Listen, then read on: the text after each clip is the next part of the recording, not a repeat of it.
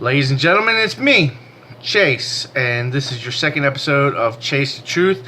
And today is an in-depth look at the Mandela effect. I'll be describing a little bit about it and trying to talk you through some of the finer points of it. So what I'm going to need from you guys is a bit of patience with the subject, as well as I need you to throw your thinking caps on, because this one is a bit of a thinker. So with that being said, let's get started. Have you ever been absolutely positive that you know something that is completely false?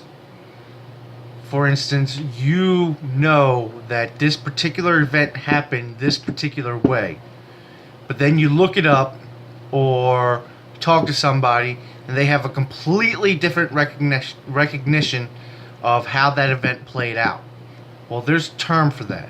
It's called the Mandela effect. Now, I'll give you a brief breakdown of what the Mandela effect is by definition. It was created or kind of discovered by a paranormal consultant, and her name is Fiona Braun. And what she states is that these shared false memories are in a way a glimpse of a different timeline or a parallel dimension / world, okay? Now, what I want to do first is a small test, and it's just to get you thinking about this effect first. So what I'm going to do is I'm going to list a bunch of things, and in your mind think of how you remember that particular item being spelt, said, where it's at, etc., etc. Okay, so we're going to start with Berenstain Bears. Okay, think of them. Think of how they're spelt. Think of the storyline. Think of everything about them. Let's go on to Curious George. Think about how you remember Curious George. Let's also go with the Challenger. Do you remember when the Challenger exploded? Give me a date in your mind. Think about this. Do you remember the Ghost Hunter show? The original Ghost Hunter show. Think about that. Think about what favorite peanut butter you had.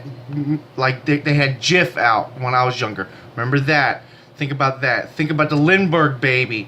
Think about when you heard Nelson Mandela died. Remember back to your geography. Where was New Zealand located according to Australia? Where was it in relation to Australia? Think about Betty White. Has she died? Did you ever hear about her dying? Think about Barbara Streisand and how you spell her name. Think about Reba McEntire and how you spell her name. Think about the movie Forrest Gump for a second as well. Think about the famous line in Forrest Gump. Everybody knows it. And when I disclose it to you later, you'll know it as well, but you may remember it differently. Let's also think about Mr. Rogers' Neighborhood, the song from that. Do you remember that? Sing it to yourself. I bet you remember it wrong. Think about Gremlins. Think about Independence Day. Interview with a Vampire, the movie. Think about how you remember that. Let's go with Snow White and the Seven Dwarfs. Think about famous lines from that. Think about Sex and the City and how you recall speaking to somebody the title of that show. Think about all these things that I've just mentioned, and in a few minutes I'm going to prove to you, well, not prove because there's nothing I can really prove about this, but I'm going to tell you how you're wrong. The biggest one that got me to research this is Star Wars. Everybody in the world knows there's a famous line in Star Wars, and if you can think about it, recite it to yourself as many times as you possibly can, and I will tell you you're wrong about that line. Okay? As I mentioned last week, I only have a 5-minute limit on each video. So I'm going to have to put out a part 2 to this video to explain the rest of this Mandela effect to you.